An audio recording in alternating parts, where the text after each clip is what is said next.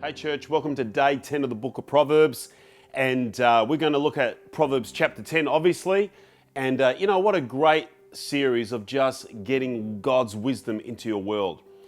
There are so many themes in chapter 10 of the book of Proverbs. I think the thing that really stood out to me is the difference between being a person of words versus a person of words that actually has action attached with those words. And there's so many scriptures here, like for example, verse 5, a wise youth harvests in the summer, but one who sleeps during harvest is a disgrace. Verse 2, tainted wealth has no lasting value, but right living can save your life. Now this is coming from a guy, King Solomon, who was incredibly wealthy, and yet he makes the statement that right living is going to be the thing that is actually going to save your life, for example. Verse 8, the wise are glad to be instructed, but babbling fools fall flat on their faces. Verse 9, people with integrity walk with safety, but those who follow crooked paths will be exposed. So the Bible continues to talk about, in Proverbs chapter 10, action versus words alone. Look at this, verse 12, hatred stirs up quarrels. In other words, a lot of conversation, angry conversation, but love makes up for all offenses. Verse 13, this is the good thing about words. Wise words come from the lips of people with understanding, but those lacking sense will be beaten with a rod.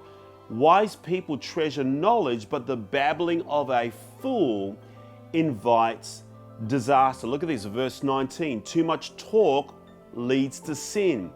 Be sensible and keep your mouth shut. Now look at this one when it comes to action. Verse 26, lazy people irritate their employers like vinegar to the teeth or smoke to the eyes.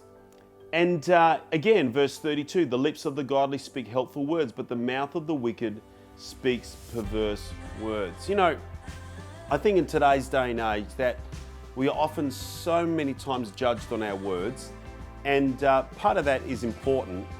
But I think we never want to be a people of just words. We want to be a people of action at the same time. And, I think words open up conversation and dialogue to begin change. But if you just end with words and don't actually end with change, you've really achieved nothing at all. I remember saying this to a couple. We've counseled many couples in our years of ministry. I remember counseling this to a couple, saying, we can say all the right things and you can say all the right things in this meeting and you can walk away and you can commit to one another. But if you don't actually put action to those words, nothing is going to change. And I think when I read this particular passage, for me personally, it stirs up the fact that I say, I just don't want to be a person that just babbles on and talks and just says a whole bunch of things, but I actually want to be a person that actually puts action to my words. Can I encourage you today, talking is not the end goal. Talking may open up dialogue, but doing is the end goal. Achieving something is the end goal. Accomplishing something that has come out of your commitments is the end goal. To actually put action to what you're saying is more powerful than words alone. And can I just encourage you today, don't get stuck on words. Put action to your faith. James chapter 2, verse 14 to 17.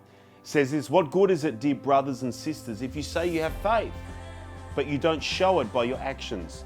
Can that kind of faith save anyone? Suppose you see a brother or sister who has no food or clothing, and you say, goodbye, have a good day, stay warm and eat well, but then you don't give that person any food or clothing. What good does that do? So you see, faith by itself isn't enough.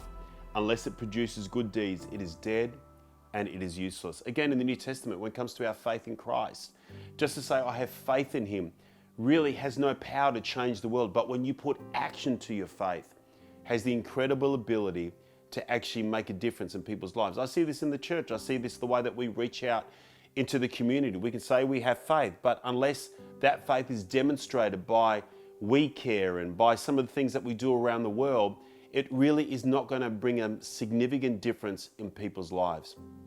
For me, Proverbs chapter 10 is about the difference between action and about the difference between words with no action.